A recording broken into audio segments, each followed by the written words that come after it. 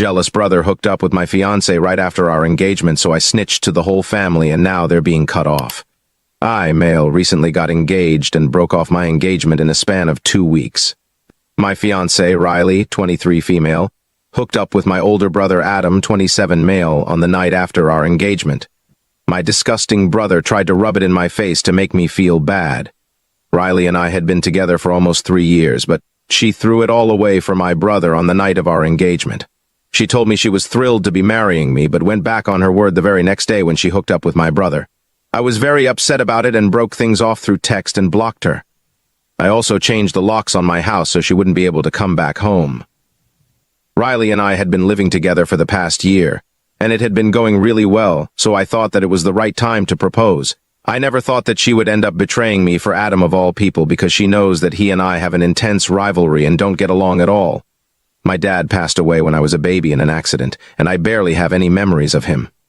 Adam had spent some time with him at least, but I have no recollection of what he was like. Adam never liked me, and growing up, he was my biggest enemy. He was always a bully, and my mother, being a single mom, didn't really have time to deal with our sibling rivalry because she had more important things on her mind, like paying the bills and making sure there's food on the table every day. Our uncle, my dad's brother, visited a lot and tried to help out as much as he could. My mother kept in touch with my father's family even after his demise for their sake, because they'd already lost their son. They didn't need to lose their grandkids too. My uncle was pretty much the only father figure I've ever known, and he still is my go-to person.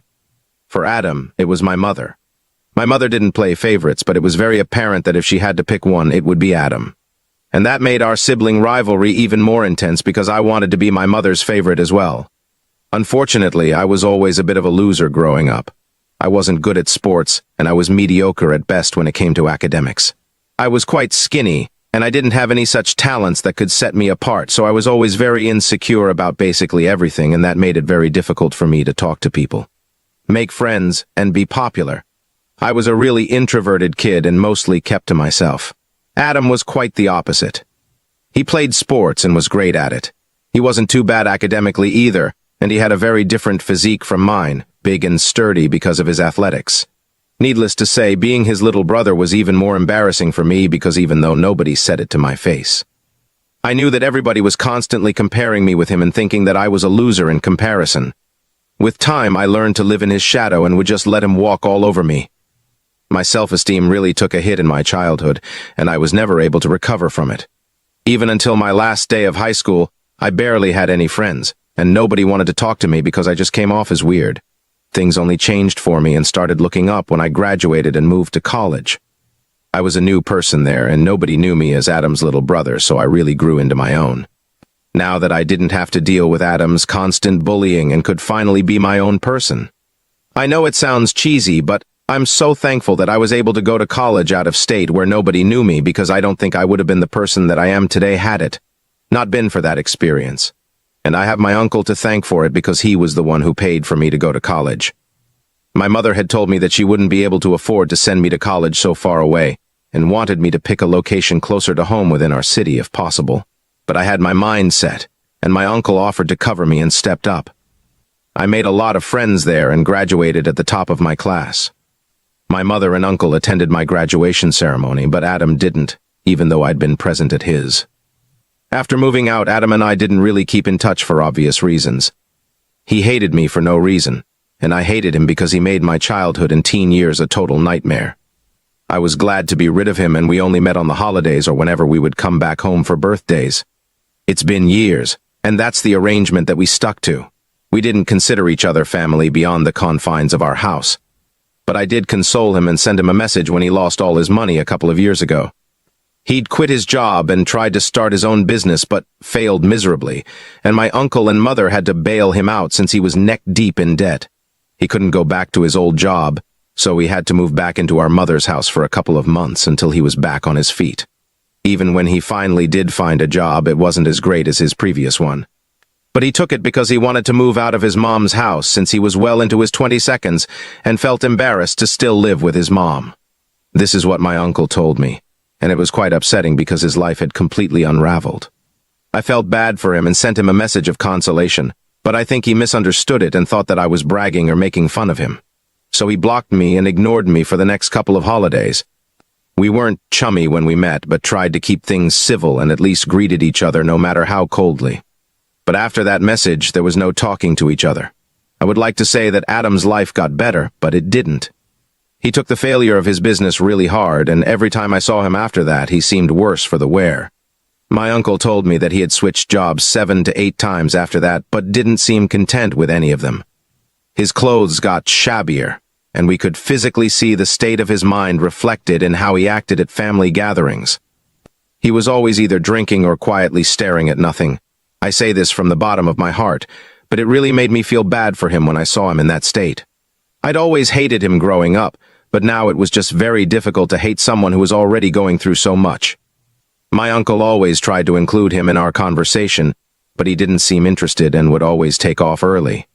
I had also started bringing Riley to these gatherings after we had been together for a year. She knew about Adam and even seemed concerned about him, but there was not much that we could do. Fast forward to our engagement, which took place 2 weeks ago. Riley and I were at my uncle's house for his birthday dinner. I had asked him first and made sure that he was okay with me proposing to her at his dinner party, and he was. So, I went ahead with it. The family would all be there anyway, and my uncle had a beautiful house with a lovely garden, so it was just the perfect place. I had even invited her parents, but they weren't going to show up until after the proposal, so she wouldn't be able to guess what was about to happen. After my uncle had cut the cake and stuff, I took her outside and popped the question. She said yes, and then we went back in to announce it to everyone and celebrate. I did notice that Adam left within minutes of me making the announcement, but I didn't think too much of it because I was quite busy with everybody else that evening. And also, he usually does take off from family gatherings quite early, so it wasn't anything out of the blue. Riley and I had a great evening, and then we went back home. She didn't mention anything about Adam or his weird behavior to me after we got back home, which she usually does whenever we go to any family event of mine. We were both really drunk and tired, so I was knocked out as soon as my head hit the pillow. But I did wake up accidentally around 2 in the morning because I had to use the loo. When I woke up, I realized that Riley was still on her phone, and when I asked her who she was talking to, she told me that she was telling a couple of her friends about the engagement. That seemed innocent enough, so I didn't suspect anything and went back to sleep soon after. But 2 days later, while I was at work, I received a bunch of texts from Adam. It was really unexpected because the last time we had a conversation, he had blocked me. It was just screenshots of his conversation with Riley, and in those chats they were planning to get together and hook up, which they did. It started with Adam reaching out to her to congratulate her on the engagement, and she asked him why he wasn't present for the rest of the evening. So he told her that he was just upset about a lot of things and wanted to get out of there while he could because he didn't want to intrude on my happiness. He talked about how we have never been friends, and he felt like it was inappropriate for him to be present on such an occasion for me, so he left. He was making himself look like some sad little puppy who wasn't wanted, but the truth is that I really wouldn't have cared if he stayed for the evening. He only wanted Riley to sympathize with him so it would be easier for him to manipulate her, and that's exactly what happened. She started consoling him and told him that there was somebody out there for him. She also said that I was a great guy and I didn't mean to rub it in his face, so she apologized on our behalf if he felt bad about what happened. Adam responded by saying that he would never be able to find someone like Riley, so he didn't see the point of even searching. That slimy jerk started flirting with her, and she flirted back in kind, and suddenly they were making plans to meet. And I know for a fact that she did go over to his house the night after our engagement because she told me that she was going to spend the night at her friend's place to tell her everything about the engagement. On top of that, Adam had also sent me pictures of Riley's clothes on his bed, and that was all that I needed to see. It was a sick and disgusting thing to do, and it really caught me off guard.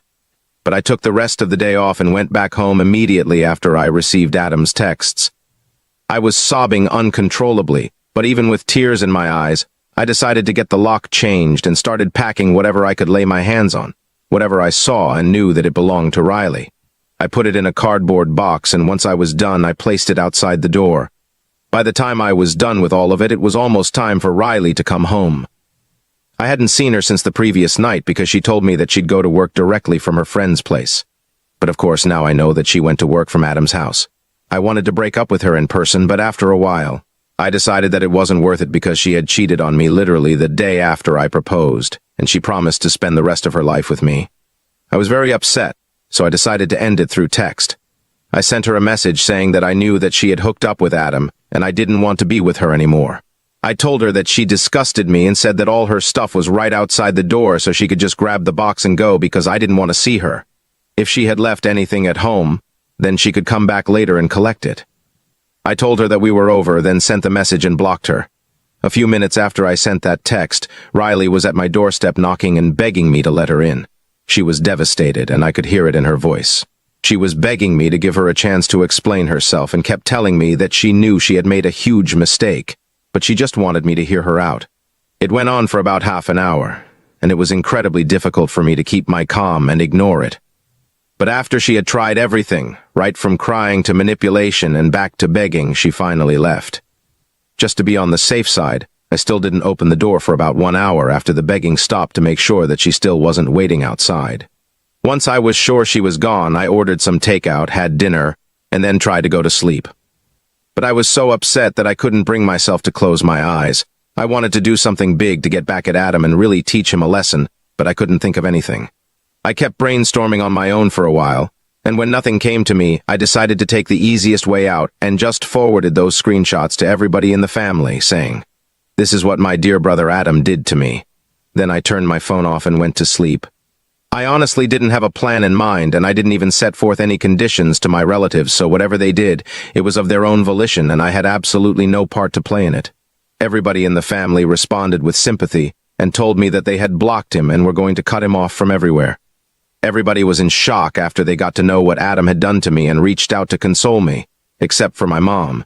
She didn't talk to me in the first couple of days after I sent everybody that message, but she visited me a few days later and she looked very upset. I knew that she wasn't going to sit and console me like the others. I was right because she had visited me to talk to me about my actions. She told me that she could understand that I was upset with Adam for whatever he did, and rightfully so, but even then, I should have refrained from publicizing the incident.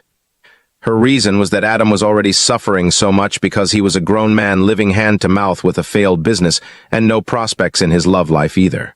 He would have a few flings here and there, but there was nothing permanent, and it was especially sad because he was a really promising young man when he was younger.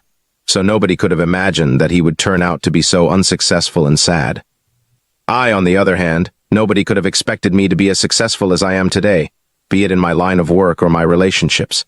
My mom believed that Adam did this out of jealousy, which I already knew. For context, I work in an architecture firm and have a high-paying job. I worked really hard to get where I am now, and if Adam had researched his business properly instead of rushing into it head first, then it wouldn't have failed, and he wouldn't be earning less than half of what I make. But coming back to the point, while my mother was telling me all this, it almost felt like she was trying to justify what he did. So I interrupted her and asked her if she was actually trying to make it seem okay for Adam to hook up with my fiancée just the night after we got engaged, simply because his life was sad and pathetic. She took a minute, and then she said that it wasn't okay, but I needed to understand where he was coming from and be a little sympathetic and forgiving. She went on to tell me that the family cutting ties with Adam had hit him really hard and he was miserable. The family get-togethers were the only thing that he had going on for him because he felt embarrassed to be around his friends who were a lot more successful than he was, so he didn't keep in touch with them. And family was all that he had. I was happy about that, and I didn't really care that he was miserable because he had broken up with me and Riley, so he deserved this, and I had no sympathy to spare for him. But my mother believed that I should be the bigger person and talk to everyone to convince them somehow to give him a chance. Not only that, she also wanted me to reach out to him and clear the air. I told her that I was not doing any of it, and she was crazy to even expect that I would reach out to the person who ruined my relationship on purpose. I really just snapped at her. I told her that I knew she had favorites even though she didn't really make it evident, but she didn't have to rub it in my face and make me feel so awful. I told her that if I had done the same thing to Adam, then she wouldn't have been trying to justify it and make it look like no big deal. She probably would have been all up in arms about it, and I knew that for a fact. She tried to deny it, and we started arguing. It turned into a big fight where she got very upset and huffy. She left the house after saying that she wouldn't talk to me until I reached out to Adam and tried to sort things out with him. It's been a couple of days since then, and my relatives have been checking in on me. Mostly it's my uncle who has been texting with me daily. Riley also sends me messages from time to time, hoping to win me back or at least have a conversation with me, but I haven't replied to her.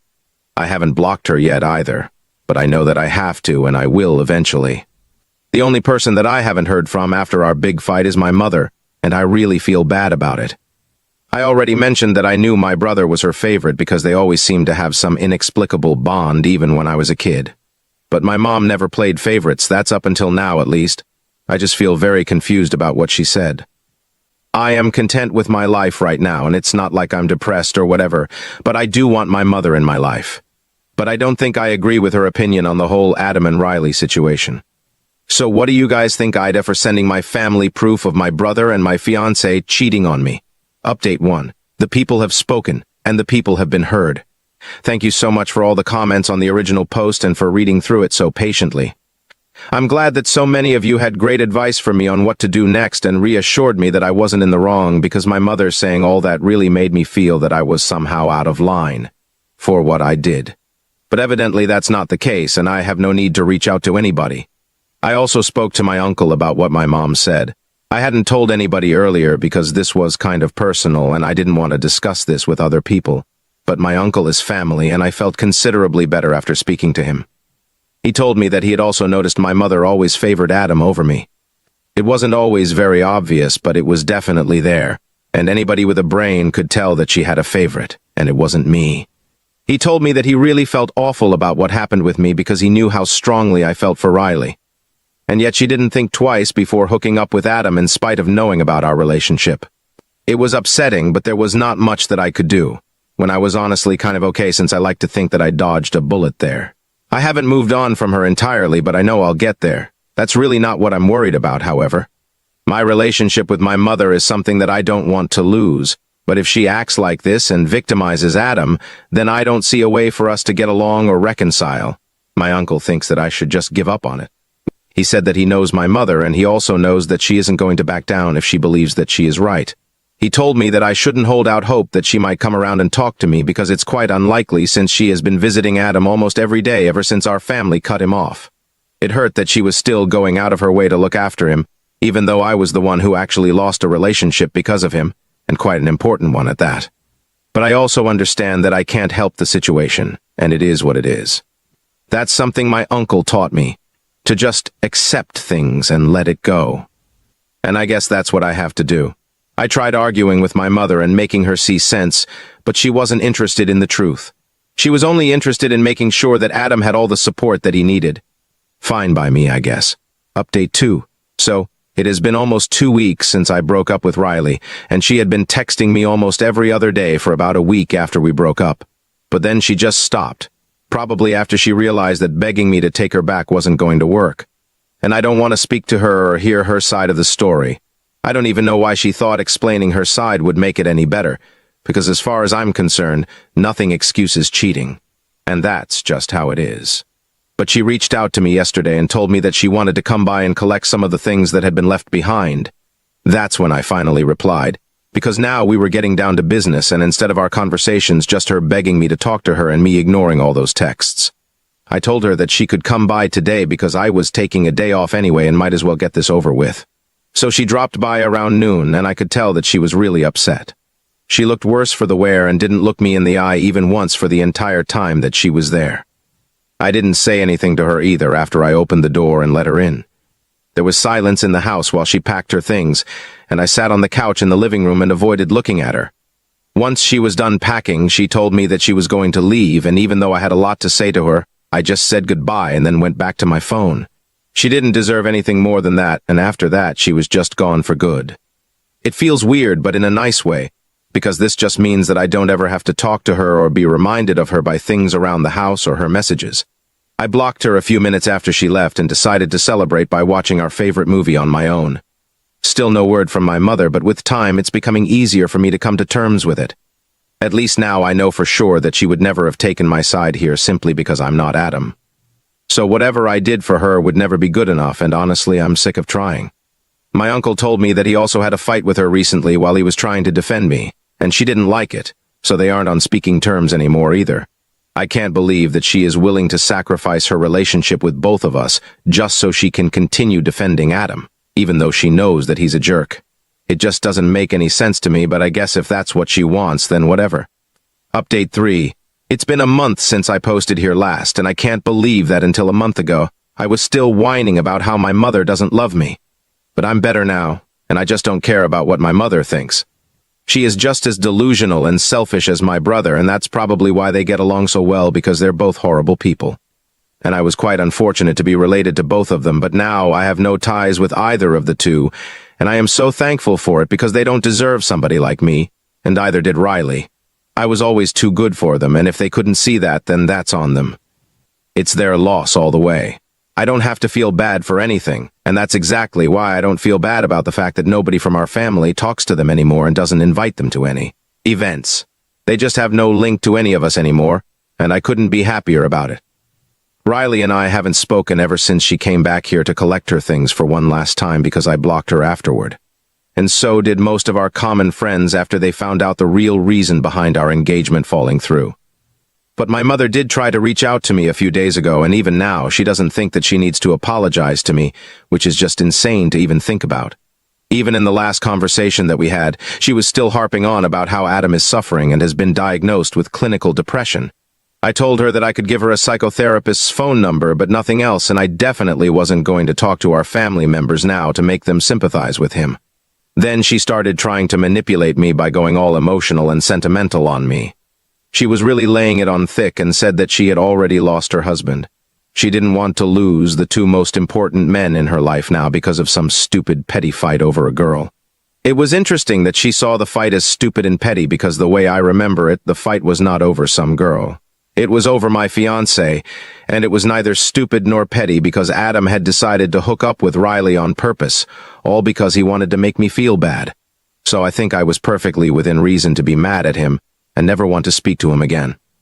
As for the rest of our family, I hadn't coerced them into doing anything. They cut Adam and my mother off because of their own behavior, and I had absolutely nothing to do with that. So if they want to blame somebody, they should blame themselves. This is what I told my mother before blocking her. Now I can finally move on with my life, and they can go to hell for all I care.